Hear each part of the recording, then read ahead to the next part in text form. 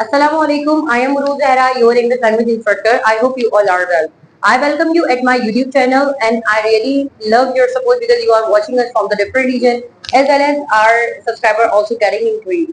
So I am really thankful to you and kindly keep watching our videos in order to get the fluency.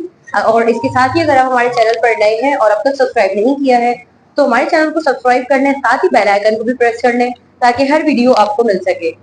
आज के इस lesson में हम discuss कर रहे हैं एडवांस स्पोकन स्ट्रक्चर जिसका नाम है when it comes to. When it comes to का मतलब होता है जब कुछ करने की बारी आती है, यानी ये एक ऐसा स्ट्रक्चर है जिसमें आप ये कहना चाह रहे हैं कि भाई जब ऐसा करने की बारी आती है या कोई खास काम करने की बारी आती है, बहुत सारी सिचुएशन हो सकती है। I want your attention at the board.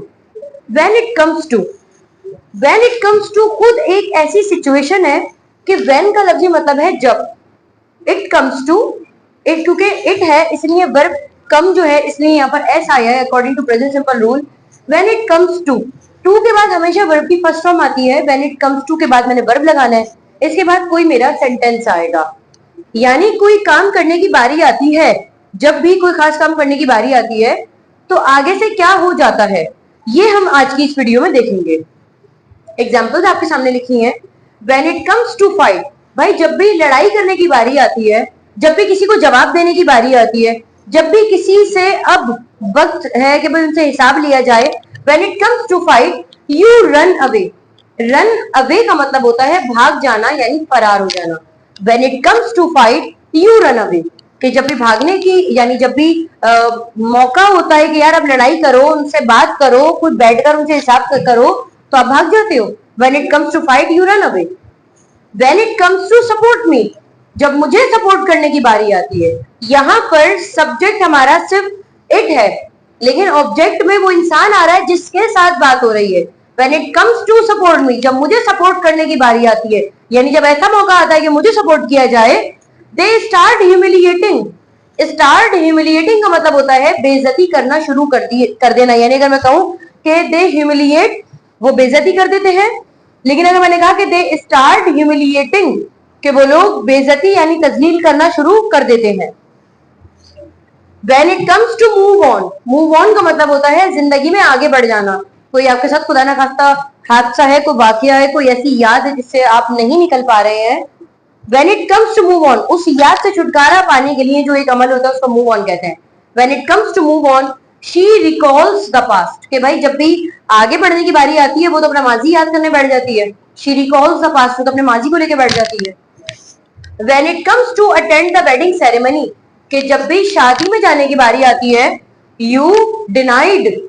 अब हम अच्छा यहाँ पर हम अगर कहते हैं कि भाई you deny तो प्रेजेंट सिंपल हो जाएगा कि you deny, लेकिन यहाँ पर प्रेजेंट के साथ साथ मैंने पास्ट के भी सेंटेंसेस बनाए हैं, तो अगर हम इसी सेंटेंसेस को पास्ट में लेकर आएंगे तो कुछ इसका मतलब यूं हो जाएगा कि जब ऐसा करने की बारी आई थी तो तुमने ऐसा कर दिया।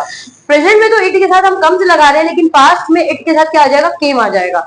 When it came to attend the wedding ceremony, अगर हम इस सेंटेंस को पास्ट में बना रहे हैं यानी माजी में बना रहे हैं तो सिर्फ कम में क्या आ जाएगा, केम आ जाएगा। When it came to attend the wedding ceremony, you denied, तुमने इनकार कर दिया था। डिनाई की सेकंड फॉर्म है you denied, तुमने इनकार कर दिया। When it came to enter in class, जब क्लास में आने की बारी आई यानी क्लास को देखा जाए समझा जाए, जब क्लास में कहा कि भाई आ जाओ, क्लास में आने की बारी आई, you begged off।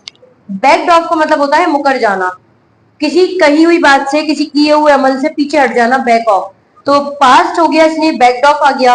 And last है हमारे पास when it came to dive into water, dive का मतलब होता है गौता लगाना।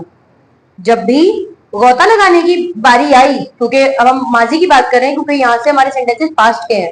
When it came to dive into water, she got nervous, वो लड़की क्या हो गई, वो नर्वस हो गई। आप मुख्तलिफ एग्जाम्पल इसकी बना सकते हैं कि जब भी सच बोलने की बारी आती है तुम झूठ बोलते हो, जब भी पढ़ने की बारी आती है तुम सोते हो, जब भी बारिश होने की बारी होती है तो हम धोखे में आ जाते हैं। मुख्तलिफ तरह के सेंटेंसेस आप बना सकते हैं and you may also make the new sentences in the comment section and I will reply you back. इसके साथ ही मुझे इजाजत दीजिए, आपसे दोबारा मुलाकात होगी एक नई वीडियो में। अपना ख्याल रखिएगा। अल्लाह हाफ़िज़।